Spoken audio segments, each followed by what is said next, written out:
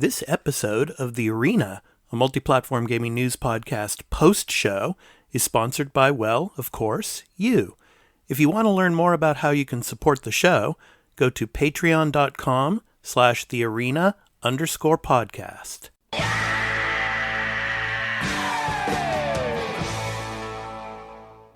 Hey everybody, welcome into The Arena, multi-platform gaming news podcast post-show for episode 69. I'm your host, Expat, along with my co-hosts, Burly and Gaming on Twitch, and Turn-Based Carl. How you guys doing, man? You hanging in there? Yes, I just came from playing 100 plus hours of the Arena podcast. Oh, God. Oh, that must have been hell. Yeah. Yeah. It's Really still What are playing you games. doing?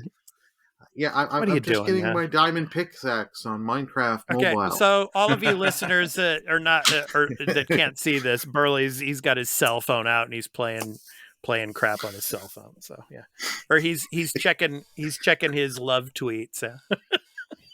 Yeah, because I get those. All right, Jumping into his DMs with all yeah. the graphic weirdness he gets. artists that DM me to be like, "Hey, I can redesign your whole logo and everything." It's like, yeah, that's how you're gonna get work. DM me on Twitter. Yeah. Oh, tons of those things. Yeah. Even on Discord, like people joining your Discord that are just graphic designers and stuff. They don't care about you and your content stuff. They just want to get, some kind of commission to make something for you. Poor struggling artists, man. They're just trying to get a buck.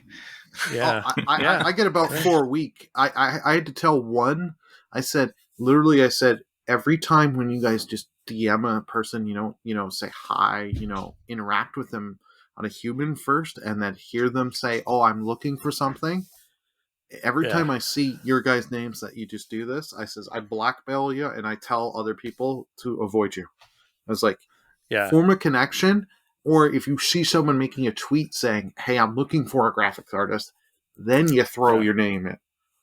It's like, yeah, it's kind of similar, right, Burly, when it comes to live streaming, with people just jumping into your chat and then just, "Oh, I'm a live streamer too," and then they throw their link in there or something. They're just self-promoting themselves usually. So. Oh yeah. Yeah, I mean, on our podcast Discord, obviously, most of our community members are pretty cool and all, but I decided recently there was a channel on there called Share Videos and stuff, and there are some people that have joined the podcast Discord only to throw videos into that Share Videos tab, not to communicate with anybody. So I decided to delete those channels, because obviously we want people in our podcast community not only, to be friendly, but to be talking about gaming and, and stuff like that, and not just self-promoting yourselves. So, but that's what Carl's like laughing at something. What? Oh, the screams downstairs. Oh, okay. So the baby. Yeah, I was gonna say, Carl's baby was daughter, about to start playing her Minecraft. Yeah, she's playing Minecraft. Yep, she's playing Minecraft. Yeah, getting into the dungeon. Yeah, so. She got attacked by a creeper. Yeah. All right, so all of you listeners, all of you viewers out there, of course, the post show goes up in early access for a day on Patreon at patreon.com/thearena_podcast. So we want to thank all of you patrons for all of your support. None of this could be possible without your support. So thank you so much. And after the first day, it goes public on Patreon, and then in audio, it goes up to free podcast services on Wednesdays, as well as in the video format to our YouTube channel at youtube.com/thearenaproductions on Wednesdays as well. So, after the first day, the audio and video versions go public on Patreon. So after the first day, but so let's go ahead and talk about Xbox again. So we didn't talk about this during the regular show, but I mean, Xbox is they've outsold all previous Xbox consoles at this point in their life cycles when it comes to the Series X and Series S. So I'm going to read some of this for you. This is from George Yang over at GameSpot. It says, in an interview with the New York Times, Microsoft's Phil Spencer discussed how hard it currently is to find a PlayStation 5 or an Xbox Series console. He says it's not because supply is lower than it has been in the past, but that demand is so much higher. Quote, at this point, we've sold more of this generation of Xboxes, which is Xbox Series X and S, than we had in any previous version of Xboxes. So it's our job to get the supply there to meet the demand, end quote, explained Spencer. So the global COVID-19 pandemic accelerated internet and gaming as more people stayed home, Spencer says, quote, the swell in usage in gaming was a surprise to us. Back in what would it have been March, April of 2020, we sold out of consoles, which we never do, end quote. Here, Spencer is talking about the Xbox One. In July 2020, Microsoft also announced that Xbox One X and One S, all digital editions, would be discontinued ahead of the Series X, Series S launch. The demand for gaming consoles has been so high that even last generation PlayStation 4 consoles have increased in price. And of course, we talked about that during the regular show about PS4s being manufactured through at least 2021. So, what do you guys think of this? Yeah, with all that's been going on and everything, this is a pretty cool feat that the Series X and the Series S has outsold the previous Xboxes. What do you guys think, Yeah. Carl? Yeah, Xbox is back. Yeah, they're here to. I think they're here to stay too, because the estimate right now is around 12 million units sold. Mm-hmm. And for PS5, I think the last number was like 13 and a half. And then that was like before holidays. So they're probably maybe 15 is a conservative estimate. Mm-hmm. So, they're doing really well at this point in the game. And if you look at where they might go in the future, I mean, they're going to keep going because they're going to have the games this time. That was the problem last time. Yeah. They just didn't have the games. Xbox One started off well enough, even though there was all the controversy around the launch and the things that they were doing, the price, whatever, Connect. But they had games. You can't say the Xbox One didn't launch with some decent games to it. Like Dead Rising 3 and Rise and Titanfall came soon after. Quantum Break at some point, Sunset Overdrive. Like they had a solid lineup of things. Killer Instinct was early of things to play, and this generation didn't. But it's doing better, and that's because Game Pass. That's really what's making it work. Really, what's making it the platform to own. But it's also the promise of the future. You can see that like there is all these games that are going to make you want to keep staying on that platform and more people coming into that platform. And of course, this holiday season with Forza Horizon 5 and Halo Infinite just kind of like sealed the deal, I think, for maybe a lot of people looking at it saying like, all right, they're back. They got the games and we should probably pay attention. Okay. Burly, how about you? What do you think? What's your take on that? I couldn't hear you on that one, Expat. Yeah, I couldn't hear you Can there. you hear me now? Yeah. Can you hear me now? Okay. Yeah. So, yeah, maybe, I don't know. It's maybe my connection, but at least you guys can hear me now, so that's cool. So, yeah, Burly, what's your take on the Xbox, selling the Series X, Series S, selling more than its predecessors at their point after launch? What do you think? Well, like Carl said, they did things better out of the gate this time. Like the Xbox One, like I had one, my family had one on pre-order, my dad, but when they weren't at first backing down on the nanny state console, as everyone nicknamed it, with all you always have to be online, you have to have the Kinect on and all this shit. People were just turned off with that. And like my dad got rid of it because he was like, he canceled the pre-order because he was like, fuck this. I don't want to do this. But like Game Pass is a huge thing, and a huge thing over here in North America that has helped them is those payment systems of you get Game Pass be locked in for 2 years. You get Game Pass Ultimate, and your console, and it's not much more of the price increase. So you get people that are getting, I want a game. I want to pay for Game Pass, but I want the box, but I don't want to put $400 up front.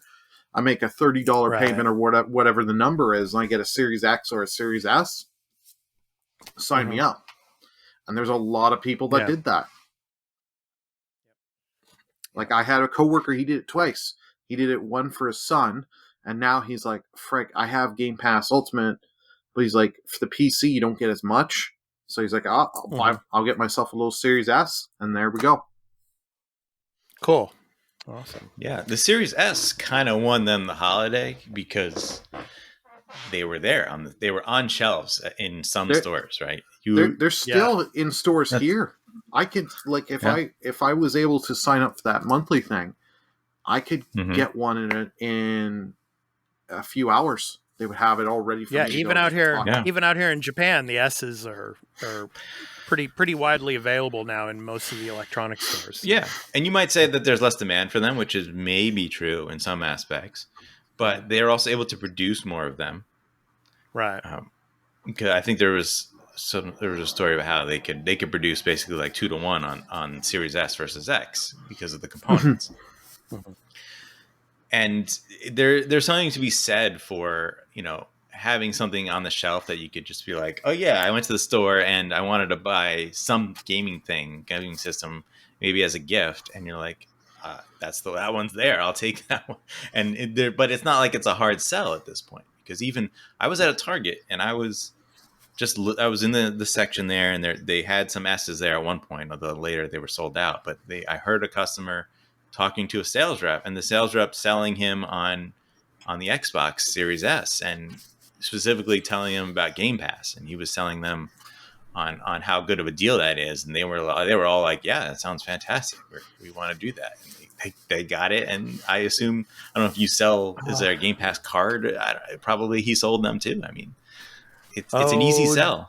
Oh, do I wish we had people like that in electronic stores in Japan that had that type of knowledge about Xbox.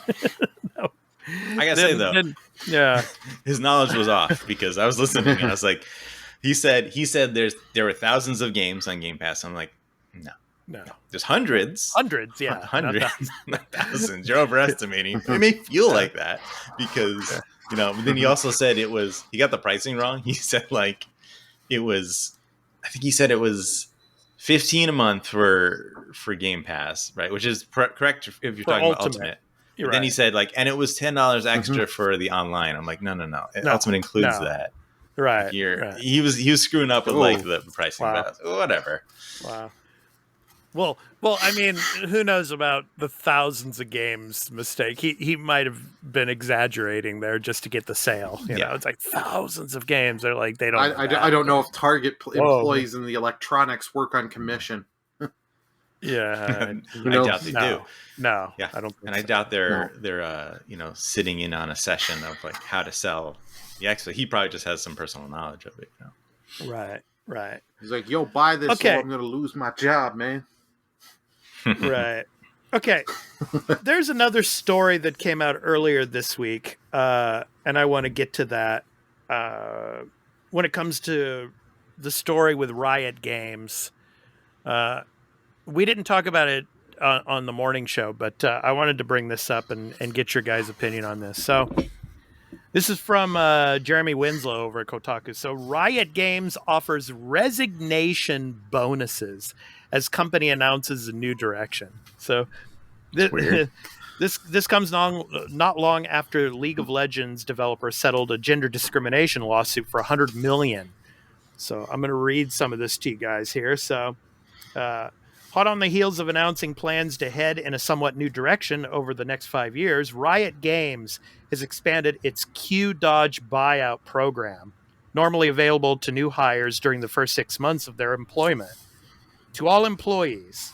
In other words, employees who opt to leave the company right now because they're not on board with the CEO's stated vision, or for whatever reason, are being offered 25% of their annual salary, 3 months of subsidized health benefits, and other advantages all throughout January.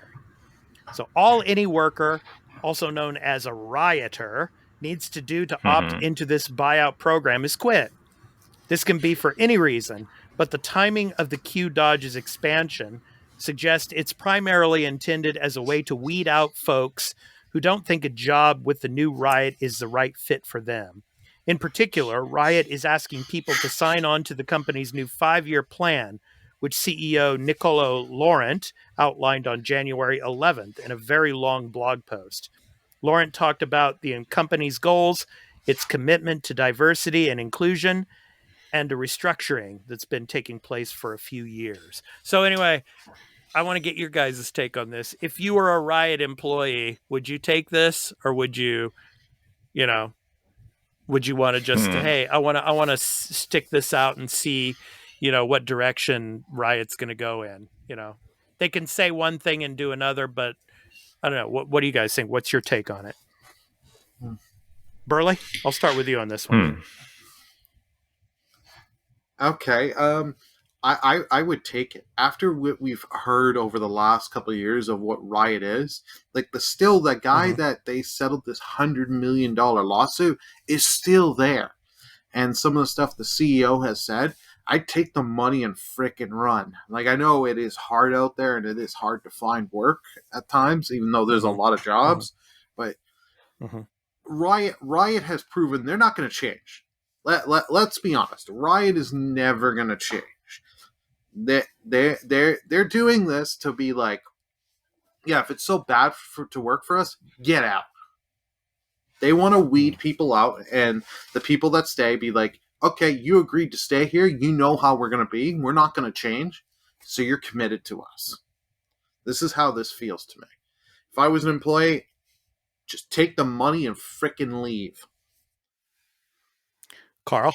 Yeah, I mean, if that's what's happening, I get that for sure. That makes sense. I don't know what you said. There's like a new vision, right? That's like, if you're not on board with our new vision, I don't know what that is. I don't know if they're trying to, because maybe the opposite is true, right? Maybe they're trying to go the other way and rectify the issues.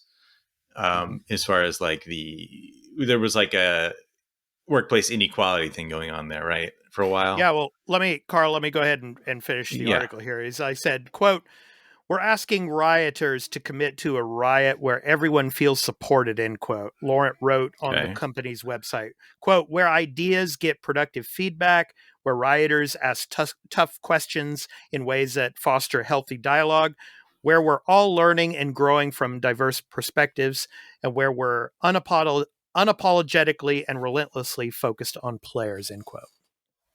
Okay. So, yeah. I mean, so if the idea is that they are trying to weed out the bad people without having to out them, and saying like, look, we're not going to point fingers at everyone. We're not going to investigate everyone. Yeah. Just get out. If you're not going to be on board with this new idea of like, we want to be inclusive towards all people, women particularly, right? Maybe one of them that was a problem. If you're not that type of person, you shouldn't work here anymore. So if that's the case, I like that idea. I don't know, and but I don't have that knowledge. Like, yeah, you'd have to be in the company. I would say that Riot is an expanding company that's making a lot of different games now, and like I would want to work for them for that aspect. I like their diverse product that they're making generally out of League of Legends, really, going into different, they have a turn-based RPG. They have a fighting game coming out that looks cool. They have is it a hero shooter or some other one of those type of games, right? Is that Valorant? Is that theirs? I'm not sure. Valorant, yes. Valorant is theirs, yes. So so they have a really interesting, diverse product line coming up that I feel like if you work for that company, maybe you could, kind of pivot to the project that is most interesting to you, which is cool. Yeah, we shall see. I mean, I agree with that, but I also agree with Burley too, in the sense that a lot of these companies they say one thing and then it goes back to exactly the way it was before. I mean, we shall. I believe them more on the new vision. If the guy that cost them the guy that was farting in people's faces and all that and doing all that stuff was gone, I could believe them on the new vision. I'd have more faith. But that guy is still there.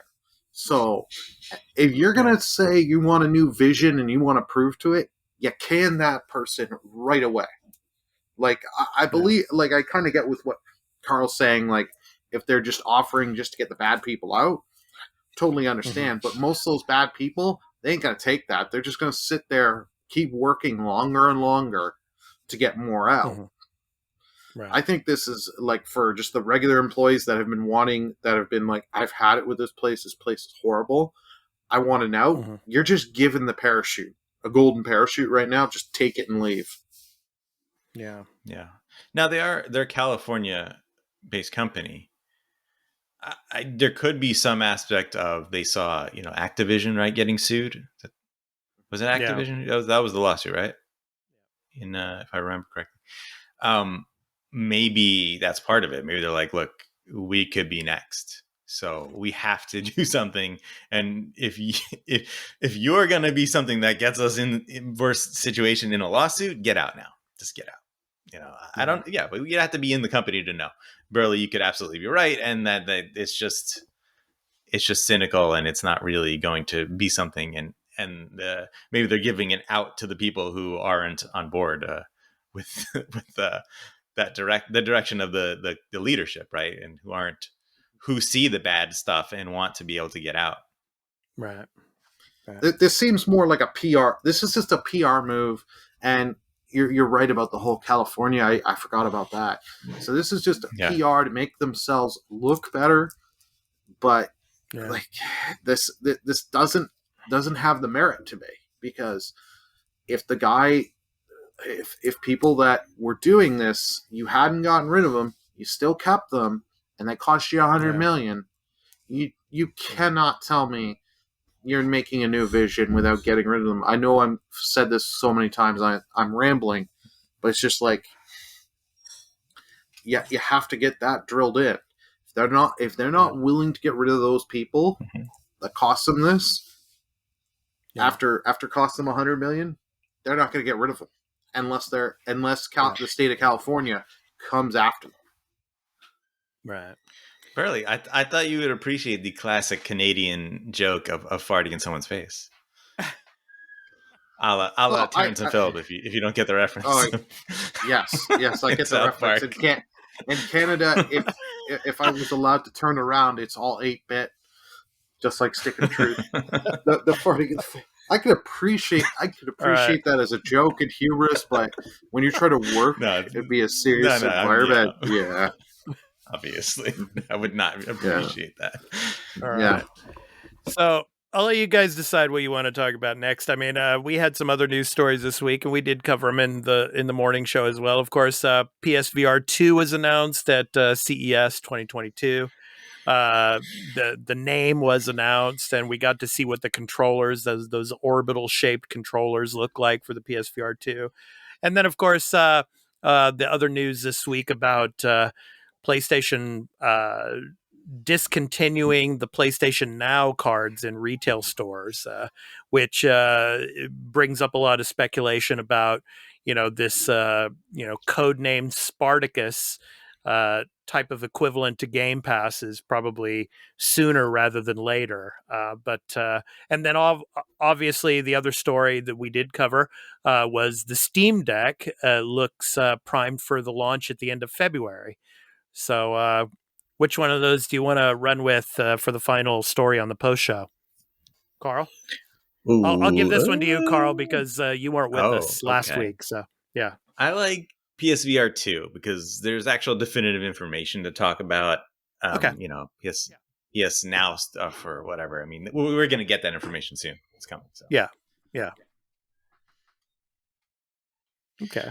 So PSVR 2, I mean, specs look really good, right? This is a high-end VR device, right? And not obviously there's higher end, but they're going for a really high quality experience. And with the PS5 powering it, you're going to have some really, really great looking VR games, right? Yeah, and that what looks to be maybe a launch title for PSVR 2, the Horizon game, right, Burly? Potentially, yes. Yeah. That should help. Although that's something that doesn't work for me in like, just because it's a franchise I might like doesn't mean that like I want some VR experience in that world. I mean, it's like it's a third person action, story driven game, and now you're gonna make it like a first person like VR experience. Yeah, maybe it'll be more than that, but oh, doesn't come on. You're really. going to want to Clyde that tall neck in first person, Yeah, man. the VR. You know it. You're going to spend the 100 hours. After all the 100 hours you spent on all those other VR games. I forgot. I am a huge PSVR fan. I gotta. Yeah. So yes, I am going to spend 100 hours in this. Was it Call of the Mountain? Is that it? Call of the Mountain. That's right. Yeah. Exciting. Yeah. And I'm going to play all of my old PSVR games again via backwards compatibility. There you go, man. Which, there you go. I'm joking because I don't think it'll ever happen. Just because I have to say, I don't think, because so now you have inside out tracking, right? Mm-hmm. Which is better for sure. You don't have to have any exterior device to do the motion tracking, the head tracking, which some other devices still do, like the Valve Index still does. The advantage there is that like if you turn around, it can see right everything that you're still doing the other direction really well. Well, not turn around. Sorry, you can do that with a inside out. But if you put something behind your back, right? If you move your hand behind your back, now it's sort of not going to be able to know certain things, right? So it's a little lower on that end, but that's probably not a huge issue. But the big issue with backwards compatibility is that before you have a camera looking at a device with lights on it, right? And light on your controller. And that's how it's figuring out where things are. So there's not like an easy, just snap your fingers. All right, we can map that to the new inside out tracking. There's got to be a lot of work to do. And each individual game is going to handle it differently. I don't think it's possible to just have a simple solution. What's the price, guys? I think it's going to be 500. I'm with 500. I think there's potential for less, but I think it's like if you look at the Valve Index, which is the closest thing to this in specs, right? Mm-hmm. Valve Index with the controllers is like $750. Yeah. And of course Valve Index is like $1,000 when you have the entire package, which I think includes like the tracking things. So like 500 seems like and it makes sense. Like you can go lower if you want to try to really push it, but if it comes out this year, your install base isn't huge for PS5, right? At this point, it's still going to be limited to the people who can actually access this device. And to be honest, the people who are going to buy PSVR 2 are probably willing to spend 500. Yeah, a lot of people are probably going to do device.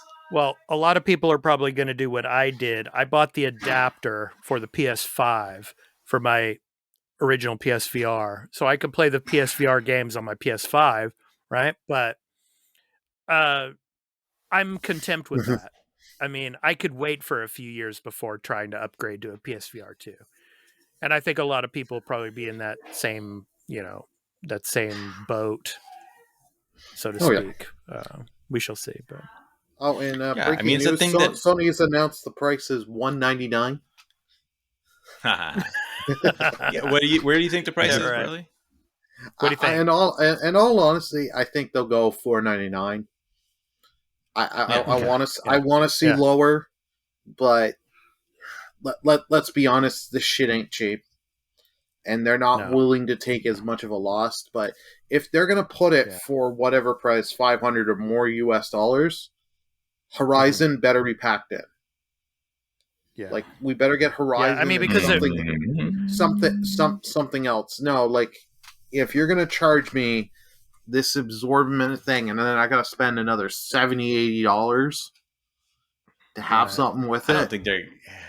I think they're putting a lot more effort into that Horizon game, where I don't think it's gonna be a pack-in. I think it's gonna be a full-fledged game.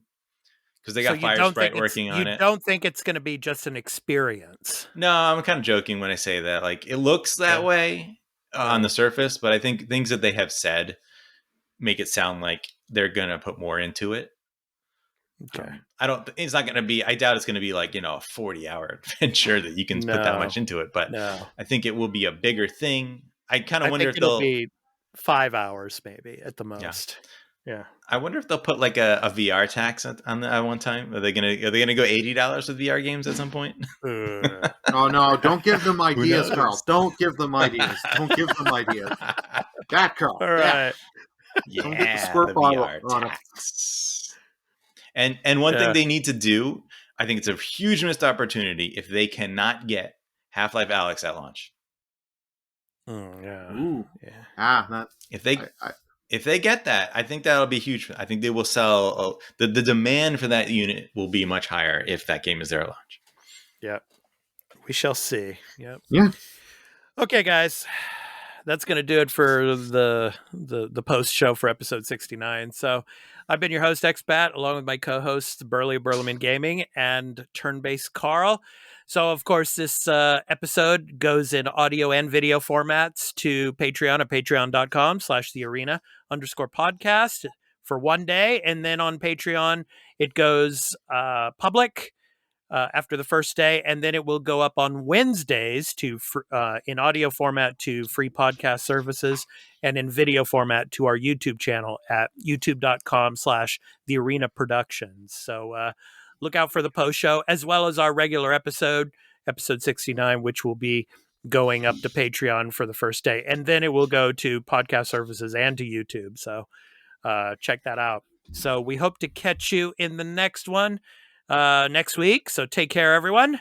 Peace.